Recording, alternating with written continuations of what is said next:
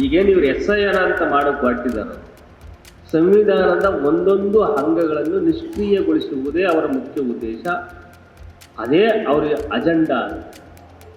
ಈ ದೇಶದ ನಾನು ಒಬ್ಬ ನಾಗರಿಕ, ಒಬ್ಬ ಪ್ರಜೆ ಅಂತ ಅವ್ರ ಹತ್ರ ಸಾಬೀತುಪಡಿಸಬೇಕಲ್ಲ, ಅದು ಬಹಳ ದೊಡ್ಡ ದುರಂತ ಅಂತ. ಇದನ್ನು ಸಂಪೂರ್ಣವಾಗಿ ಡೆಮಲಿಷ್ ಮಾಡಲಿಕ್ಕೋಸ್ಕರ ಇವರು SIR ಅನ್ನುವಂಥ ಅಡ್ಡದಾರಿಯನ್ನು ಇದು ಹಿಡಿದಿದ್ದಾರೆ. ಬೇಕಾದಂಥ ಅನಿವಾರ್ಯವಾಗಿ ಮತ್ತು ಅದಕ್ಕೆ ಯಾವ ಪಟ್ಟನ್ನಾದರೂ ಬೇಕಾದರೆ BJP ಹಾಕಬಹುದಾದಂತಹ ಒಂದು ಪಕ್ಷವಾಗಿರುವುದರಿಂದ ಅದಕ್ಕೆ ಗೊತ್ತಾಗಿದ್ದೆ, ಅದಕ್ಕೆ ತಿಳಿದ ಅಡ್ಡದಾರಿ ಯಾವುದು ಅಂತಂದ್ರೆ ಈ SIR ಅನ್ನುವಂಥದ್ದು. ನಾನ್ಯಾಕೆ ಅದನ್ನು ಅಡ್ಡದಾರಿ ಅಂತ ಕರೀತಾ ಇದ್ದೀನಿ ಅಂತ ಹೇಳಿದ್ರೆ, ಇವರಿಗೆ ಡೆಮಾಕ್ರಸಿ ಬಗ್ಗೆ ಯಾವ ನಂಬಿಕೆಯೂ ಇಲ್ಲ, ಸಾಮಾಜಿಕ ನ್ಯಾಯದ ಬಗ್ಗೆ ಯಾವ ನಂಬಿಕೆಯೂ ಇಲ್ಲ, ಸಂವಿಧಾನದ ಬಗ್ಗೆ ಯಾವ ನಂಬಿಕೆಯೂ ಇಲ್ಲ. ಹಾಗಾಗಿ ಇವರ ಅಧಿಕಾರ ಹಿಡಿಯುವುದೇ ಇವರ ಮುಖ್ಯ ಉದ್ದೇಶ ಆಗಿರುವುದರಿಂದ ಆ ದಾರಿಯನ್ನ ಹೇಗೆ ಬೇಕಾದರೂ ಇವರು ಮಾಡಲಿಕ್ಕೆ ರೆಡಿಬಲ್. ಅಂತಹ ಸಂದರ್ಭದಲ್ಲಿ ಮತ್ತಿವರು BJPಯವರು ಸಂವಿಧಾನವನ್ನು ಬದಲಾವಣೆ ಮಾಡ್ತೀವಿ ಅಂತ ಮತ್ತೆ ಹೇಳ್ತಾ ಇರುವಂಥದ್ದು ನಮ್ಮ ಕಣ್ಣೆದುರುಗಡೆ ಇದೆ. ಸಂವಿಧಾನವನ್ನು ಬದಲಾಯಿಸುವುದು ಅಂತಂದ್ರೆ ಒಂದು ಪುಸ್ತಕವನ್ನು ತೆಗೆದು ಅದರ ಜಾಗದಲ್ಲಿ ಇನ್ನೊಂದು ಪುಸ್ತಕವನ್ನು ಇಡೋದಲ್ಲ. ಈಗೇನು ಇವರು SIR ಅಂತ ಮಾಡೋಕೆ ಹೊರಟಿದ್ದಾರೆ, ಸಂವಿಧಾನದ ಒಂದೊಂದು ಅಂಗಗಳನ್ನು ನಿಷ್ಕ್ರಿಯಗೊಳಿಸುವುದೇ ಅವರ ಮುಖ್ಯ ಉದ್ದೇಶ. ಅದೇ ಅವರ ಅಜೆಂಡಾ. ಸೊ ಇಂತಹ ಸಂದರ್ಭದಲ್ಲಿ ಅವರು SIR ಅನ್ನುವಂಥದ್ದನ್ನ ತಮ್ಮ ಇಡನ್ ಅಜೆಂಡಾ ಏನಿದೆಯೋ ಅದನ್ನ ಈಡೇರಿಸಲಿಕ್ಕೋಸ್ಕರ ಅವರು ಈ SIR ತಂದು ಈಗಾಗಲೇ 10 ರಾಜ್ಯಗಳಲ್ಲಿ ಮತ್ತು 3 ಕೇಂದ್ರಾಡಳಿತ ಪ್ರದೇಶಗಳಲ್ಲಿ ಇದನ್ನ ಜಾರಿಗೆ ತಂದಿದ್ದಾರೆ. 1 ವರ್ಷ ಆಯಿತು ಬಿಹಾರದಲ್ಲಿ ಮೊದಲನೇ ಬಾರಿಗೆ ಅವರು ಇದನ್ನು ತಂದು. ಒಂದು ದೇಶದಲ್ಲಿ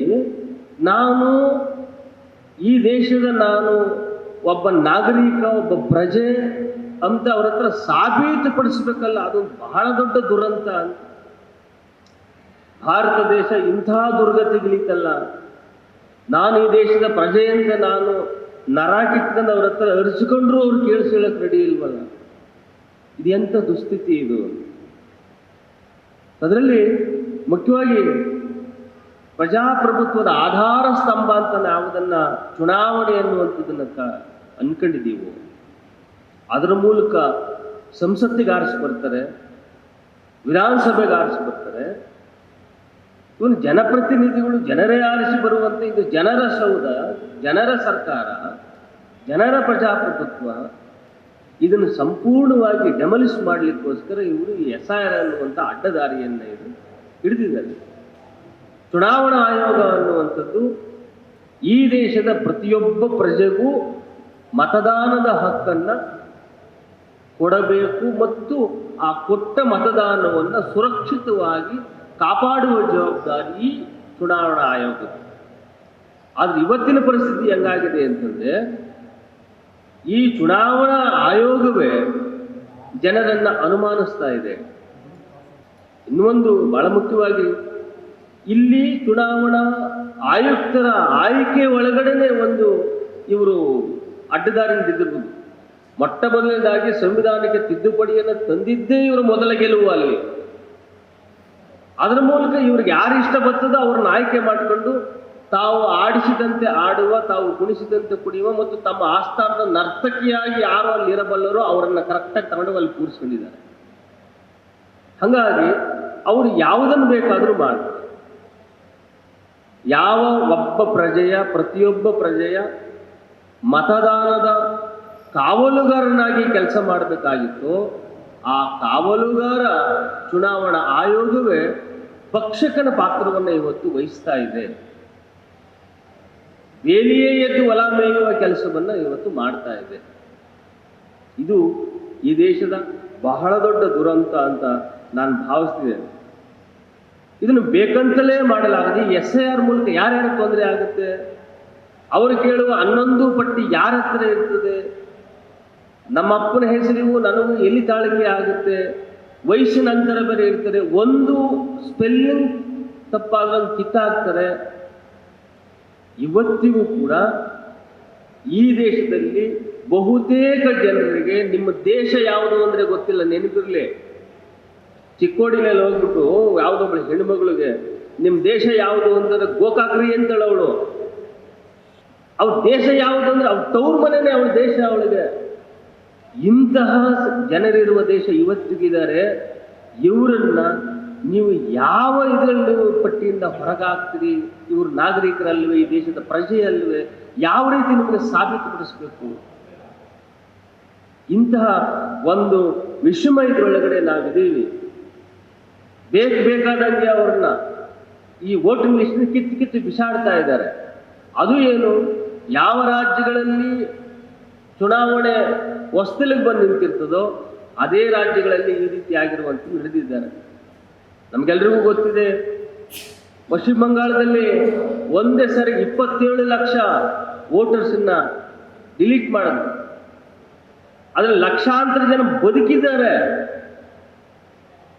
ಬದುಕಿರೋರು ನಾವು ಬದುಕಿದ್ದೀನಪ್ಪ ಅಂತ ಹೋಗಿ ಅಂಗಲಾಚಿ ಬೇಡ್ಕೊಂಡ್ರು ಅದನ್ನು ಪುರಸ್ಕಾರ ಮಾಡುವ ಮನಸ್ಥಿತಿ ಈ ದೇಶದ ಚುನಾವಣಾ ಆಯೋಗಕ್ಕೆ ಇಲ್ಲ ಅಂತಂದ್ರೆ ಈ ದೇಶ ನಡೆಯುತ್ತಿರುವ ದಿಕ್ಕ್ಯಾವುದು ಅನ್ನುವುದನ್ನು ನಾವು ಅರ್ಥ ಮಾಡ್ಕೋಬೇಕಾಗಿದೆ ಅಂತ. ಇವರು ಕೊಟ್ಟಂತ ಉದಾಹರಣೆ ಏನು? ಈ ದೇಶಕ್ಕೆ ಹಲವಾರು ನುಸುಳುಕೋರರು ಬಂದ್ಬಿಟ್ಟಿದ್ದಾರೆ, ಲಕ್ಷಾಂತರ ಜನ ನುಸುಳುಕೋರರು. ಆ ನುಸುಳುಕೋರರನ್ನು ನಾವು ಹಿಡಿಬೇಕು. ಯಾವ ರೀತಿಯ ನಾಟಕ ಆಡ್ತೀರಿ? ಇವ್ರು ಹಿಡಿದಿರೋ 200 ಜನದಲ್ಲಿ 194 ಜನ ಈ ದೇಶದ ಬಾಂಗ್ಲಾದೇಶದಲ್ಲಿ ಬಂದು ಮದುವೆಯಾಗಿ ಬಂದಿರೋರೆ ಅಂತ. ಅದರಿಂದ ಇದನ್ನ ನೀವು ಕಾಳಿ ಲೆಕ್ಕ ಬೋಳಿ ಲೆಕ್ಕ ಹೇಳಿ ಈ ದೇಶದ ಜನರನ್ನ ಮಂಕಿಡಿಸ್ತಾ ಇದ್ದೀರಿ ಅಂತ ಇವ್ರಿಗೆ ಚೆನ್ನಾಗಿ ಗೊತ್ತಿದೆ. ಯಾಕೆ ಅಂತ ಹೇಳಿದ್ರೆ, ಯಾವ ದೇಶದ ಜನರಿಗೆ ರಾಜಕೀಯ ಪ್ರಜ್ಞೆ ಇರುವುದಿಲ್ಲವೋ ಅವರನ್ನ ಮಂಕುಗೊಳಿಸುವುದು ಅಂತ ಗೊತ್ತು ಇವರಿಗೆ. ಹಾಗಾಗಿ ಅವರಿಗೆ ದೇವರನ್ನು, ಧರ್ಮವನ್ನು, ಸಂಸ್ಕೃತಿಯನ್ನು ತಂದು ಕೊಟ್ಬಿಡ್ತಾರೆ. ಅವ್ರಿಗೆ ಆಟಿಕೆಗಳು, ದೇವರಾಗಿರ್ಬೋದು, ಧರ್ಮ ಆಗಿರ್ಬೋದು, ಸಂಸ್ಕೃತಿ ಆಗಿರ್ಬೋದು, ಎಲ್ಲವೂ ಇವ್ರಿಗೆ ಆಟಿಕೆಗಳು ಇವರಿಗೆ. ಅದರಿಂದ ಜನರನ್ನ ಎಷ್ಟು ಚೆನ್ನಾಗಿ ಇವರು ಮರಳು ಮಾಡ್ಬೋದು ಅಂತ ಗೊತ್ತಿದ್ದು ಅಷ್ಟು ಚೆನ್ನಾಗಿ ಇವರು ಮರಳು ಮಾಡೋದು ಗೊತ್ತಿದೆ. ಅಂತಹ ಒಂದು ಬಹಳ ದೊಡ್ಡ ಇಕ್ಕಟ್ಟಿನ ಸಂದರ್ಭದಲ್ಲಿ ಈಗ ನಾವು ನಿಂತಿದ್ದೇವೆ. ಇಲ್ಲಿ ನಮಗೆ ಬಹಳ ಮುಖ್ಯವಾಗಿ ಗಮನಿಸಬೇಕಾಗಿದೆ ಏನು ಅಂತ ಹೇಳಿದ್ರೆ, ನಾವು ಈ SIR ಅನ್ನುವಂಥದ್ದನ್ನ ಇವತ್ತಿನ ದಿನ ನಾವು ಹೇಗೆ ನಾವು ಪ್ರೊಟೆಕ್ಟ್ ಮಾಡ್ಕೋಬೇಕು ಅಂತ. ಚುನಾವಣಾ ಆಯೋಗ ಅನ್ನುವಂಥ ಘಟಸರ್ಪ ಯಾವನ್ನು ಕಾಯಬೇಕಾಗಿತ್ತು ಅದೇ ಘಟಸರ್ಪವಾಗಿ SIR ರೂಪದಲ್ಲಿ ನಮ್ಮ ಎದುರುಗಡೆ ಬಂದಿತ್ತಿದೆ. ನಾನು ಈ ದೇಶದ ಪ್ರಜೆ ಅಂತ ಇವರಿಗೆ ಸಾಬೀತು ಮಾಡಬೇಕಾಗಿದೆ.